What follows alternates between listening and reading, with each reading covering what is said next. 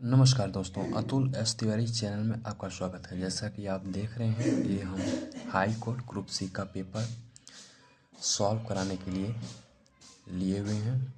आइए आज आपको हाई कोर्ट ग्रुप सी का मैथ का पेपर सॉल्व करके बताते हैं। हम इसके केवल आंसर पर ही कोई टिक करके आगे बढ़ते हैं, फिर उसके बाद पूरा एनालिसिस हम एक बार फिर इसको कंप्लीट सॉल्व करवाएंगे। चलिए पहला क्वेश्चन सॉल्व करते हैं मैथ का। 76 से स्टार्ट करते हैं। हम 1008 को किस सबसे छोटी संख्या से गुणा करेंगे जिससे वह एक पूर्ण वर्ग बना जा सके। इसको आप दो मेथड से सॉल्व कर सकते हैं। एक इसका फैक्टराइजेशन मेथड से सॉल्व कर सकते हैं, 1000 फैक्टर बनाए फिर उसका का फैक्टर बनाते हुए चलिए। और दूसरे आप उसके डिवाइड मेथड से भी सॉल्व कर सकते हैं, उसका पूर्ण वर्ग बन जाएगा। तो इसमें हमारा सबसे जो छोटी संख्या होगी वो होगा, जब पेयर बनाएंगे सबका बन जाएगा, लेकिन 7 का पेयर नहीं बनते। तो इसमें आपका आंसर हो जाएगा इसका 76 का 70 ऑप्शन। सेकंड क्वेश्चन है, चलिए यदि x square plus 5 plus 3x second bracket में x square plus 5 minus 3x equal to a square minus b square है तो a माइनस 5 का वैल्यू होगा। तो इसका जो हम डायरेक्ट इसको सॉल्व करेंगे, ए स्क्वायर प्लस बी स्क्वायर का फार्मूला सेटअप करेंगे। एक ब्रैकेट में ए प्लस बी, दूसरे ब्रैकेट में ए माइनस बी, उसके अनुसार इसको मानेंगे ए ही होगा तो ए में बी हो जाएगा। इसको जब हम सॉल्व करें तो a माइनस 5 का जो वैल्यू आएगा तो आएगा एक्स स्क्वायर आपका आएगा। मान लीजिए m n धनात्मक पूर्ण धनात्मक पूर्णांक है। इस प्रकार की 6m plus 2m plus n 3 power m plus 2 power n equal to 332 है।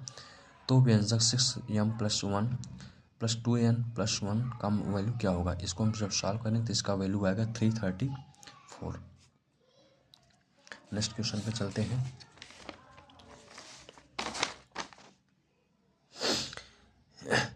यदि एक व्यक्ति ने बैंक से साधारण ब्याज पर 12% वार्षिक दर से ऋण लिया, 3 वर्ष बाद उसने ब्याज के तौर पर बैंक को 61,200 रुपये भुगतान करना था।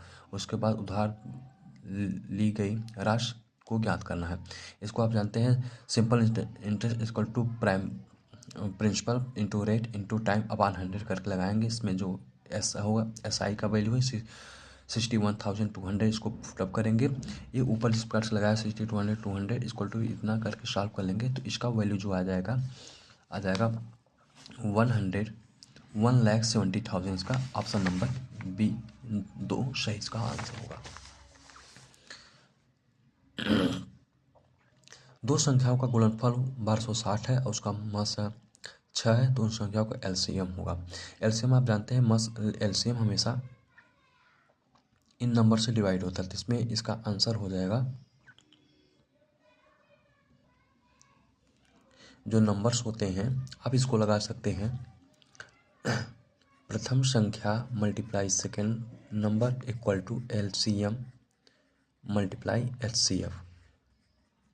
अब सेकंड प्रथम दो संख्या का गुणनफल दिया है कि ना 1260 दिया गया, तो लिखेंगे 1260 इक्वल टू एलसीएम कितना दिया 6, इसमें 6 का हम डिवाइड दे देंगे। इसका 6 से डिवाइड दे देंगे, यहाँ पे आंसर आ जाएगा 210। तो ऑप्शन नंबर 3 इसका सही आंसर होगा। A power 6 plus b multiply b power 3 multiply c power 21 upon c power 9 multiply a power 12। इसका जब मान आंसर सॉल्व करेंगे, इसका जो घन क्यूब होगा, क्यूब रूट होगा, इसका ऑप्शन नंबर 1 इसका सही आंसर होगा। यदि ए अपने पूरक कोण से 28 अंश अधिक है और बी अपने संपूरक कोण से 30 अंश कम है तो ए और बी का मान ज्ञात कीजिए।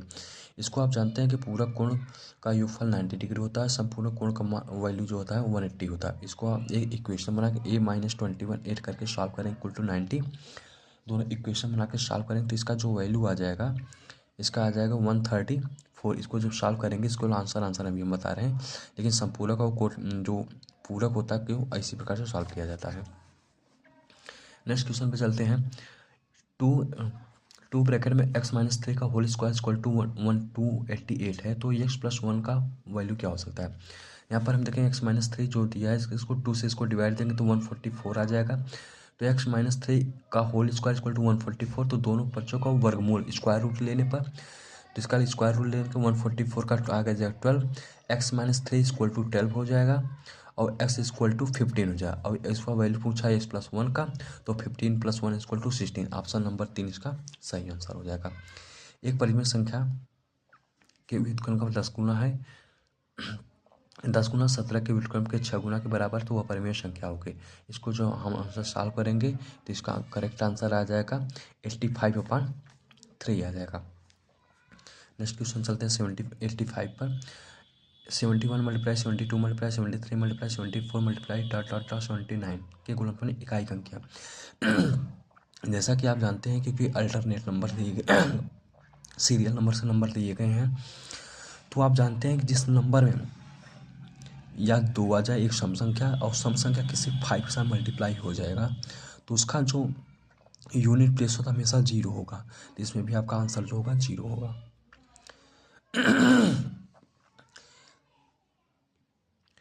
किसी वस्तु की अधिकतर लंबाई को ज्ञात करें जिसमें 10 सेंटीमीटर, 4 सेंटीमीटर, 3 सेंटीमीटर के आकार के आयताकार के बॉक्स को अंदर रखा जा सकते हैं।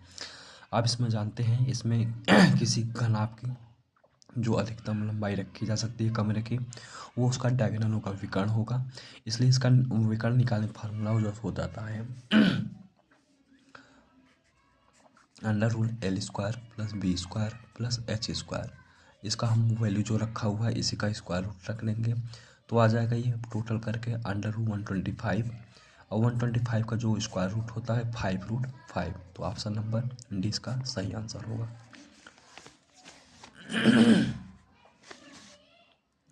80 सेंटीमीटर परिधि के समचतुर्भुज का क्षेत्रफल क्या है जिसका विकर्ण 32 सेंटीमीटर होता है।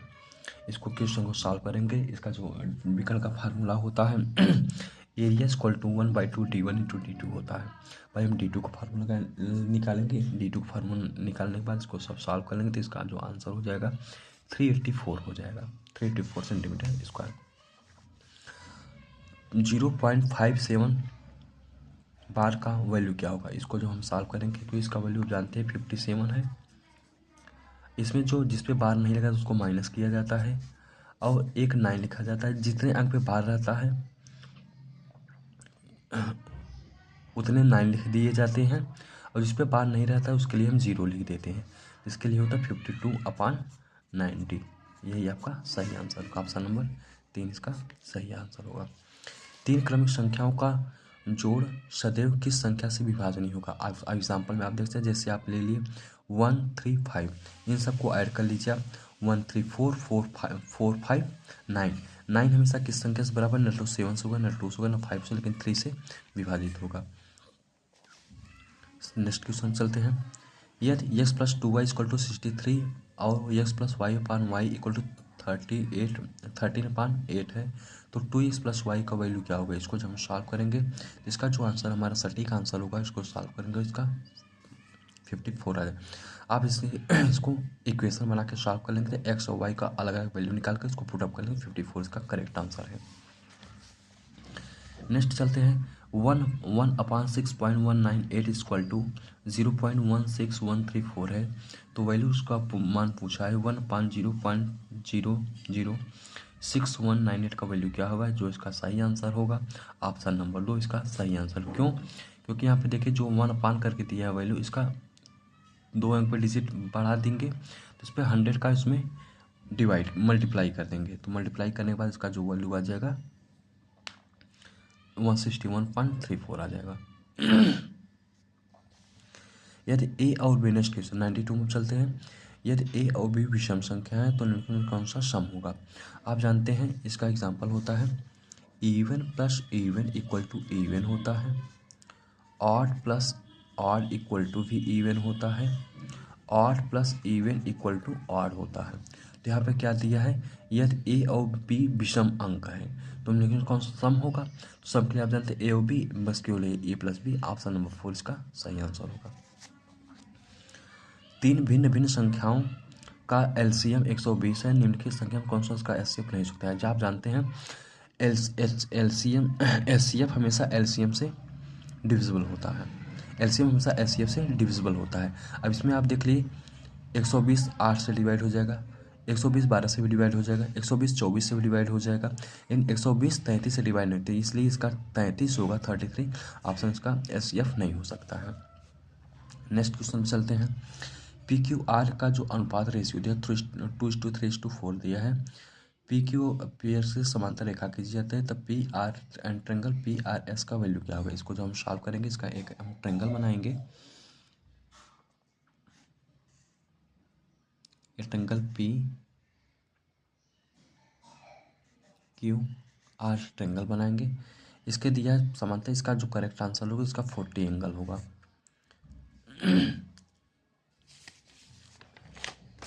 नेक्स्ट क्वेश्चन चलते हैं। यदि किसी संख्या के घनमूल को सबसे छोटी संख्या आभाज्य से विभाजित करने पर उसका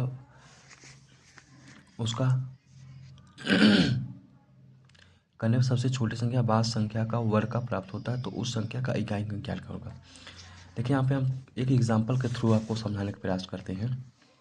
एग्जाम्पल को ही आपको लेकर करते हैं।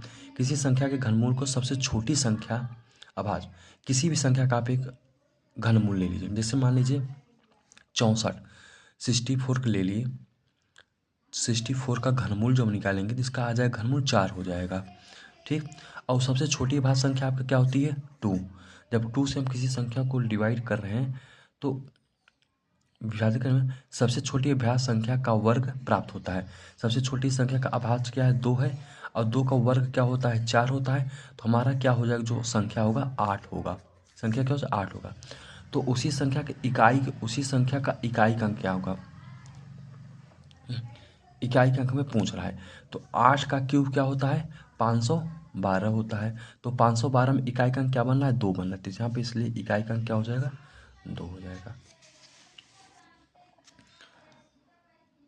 96 क्वेश्चन देखते हैं। 8A2 को 3 अंक की संख्या है, इसमें A लुप्त संख्या है। यदि संख्या 6 से विभाज्य है तो A का मान ज्ञात कीजिए। आप देख रहे हैं यहाँ पे जो 6 है, 6 का अगर हम मल्टीप्लाई करते हैं, फैक्टर करते हैं, 2 × 3 होगा। अब आप इस संख्या में देख रहे हैं, इसके लास्ट में जो यूनिट प्लेस है इकाई का अंक है 2 है, मतलब ये तो 2 से सम विभाजित हो गया तो फिक्स हो गया। लेकिन 3 का विभाजित का नियम होता है सभी उन संख्याओं के सभी अंकों का योगफल 3 से भी विभाजित होना चाहिए। अब विभाजित होने का नियम यहाँ पे क्या है 8, 8 2 10। अब 10 में अगर 0 जोड़ेंगे तो भी 3 से विभाजित नहीं होगा, 10 में अगर 1 जोड़ेंगे तो भी विभाजित नहीं होगा, 10 में 3 जोड़ेंगे तो भी विभाजित नहीं, लेकिन 10 में अगर 2 जोड़ देंगे वो संख्या 3 से विभाजित हो जाएगी, इसलिए वो संख्या क्या होगी आपकी 2 सही आंसर होगा। इसको हम सॉल्व कर लेंगे। अगर सॉल्व करेंगे तो यहाँ पे आपका जो आंसर आ जाएगा 5.4, 7.4 माइनस 5.4 हो जाएगा। इसको सॉल्व कर लेंगे 1/2 इसका करेक्ट आंसर हो जाएगा। नेक्स्ट क्वेश्चन चलते हैं। एक ठोस अर्धगोले की त्रिज्या 22 सेंटीमीटर है, जिसे पिघलाकर एक बेलन बनाया जाता है, जिससे बेलन का वक्र पृष्ठीय क्षेत्रफल और कुल पृष्ठीय क्षेत्रफल का अनुपात 2:5 है। तो बेलन की तल की त्रिज्या सेंटीमीटर में क्या होगी। इसका जो करेक्ट आंसर होगा इसका 22 सेंटीमीटर होगा। 99 क्वेश्चन में चलते हैं। एक वृत्त के चाप की लंबाई 4.5 पाई सेंटीमीटर है। वृत्त के चाप द्वारा परिबद्ध त्रिज्यखंड का क्षेत्रफल 30 पाई सेंटीमीटर स्क्वायर, जिस वृत्त की त्रिज्या क्या होगी, इस वृत्त की जो त्रिज्या होगी इसका ऑप्शन नंबर डी 40/3 सेंटीमीटर होगा। लास्ट वाले क्वेश्चन है 100 चलते हैं। मुद्रा की एक राशि साधारण ब्याज के पर उधार ली गई 10 वर्ष में 2 गुनी हो जाती है, तो अपने से कितना हो जाएगा। 2 गुनी मतलब आप जान रहे हैं कि इसका PRT का पान का फार्मूला लगाएं तो 2 गुना ब्याज मूलधन मतलब मूलधन अमाउंट उसको मिश्र धन में से ब्याज को अगर अमूल उसके प्रिंसिपल को निकालेंगे तो ब्याज हमारा मिल जाएगा, मतलब 1 रुपये ब्याज होगा, 1 रुपये उसका मूलधन हो जाएगा। आर को भी आप रख लीजिए, आर को ऐसे रहने 10 कर दीजिए, उसका टाइम दिया है अपान 100। इसको सॉल्व कर लेंगे तो आपका 10% आपका आंसर आ जाएगा। इस प्रकार से आपके मैथ के सभी क्वेश्चन सॉल्व हो गए हैं, और आप अपने क्वेश्चन को इस सॉल्यूशन के माध्यम से मैच करा लीजिए और अपने आप अंकों को पता कर लीजिए आपका कितना अंक सही है, कितने अंक गलत हैं। और इसी प्रकार से हम नेक्स्ट आने वाली वीडियो में हम इसका फुल एक्सप्लेनेशन के साथ आपको पूरा इसका सॉल्व कराएंगे। हमारे चैनल पे बने रहने के लिए धन्यवाद, और आप सभी लोग से विनम्र निवेदन है कि हमारा सपोर्ट करिए और हमारे चैनल को सब्सक्राइब करिए और शेयर करिए। धन्यवाद। राधे राधे। शुभ रात्रि।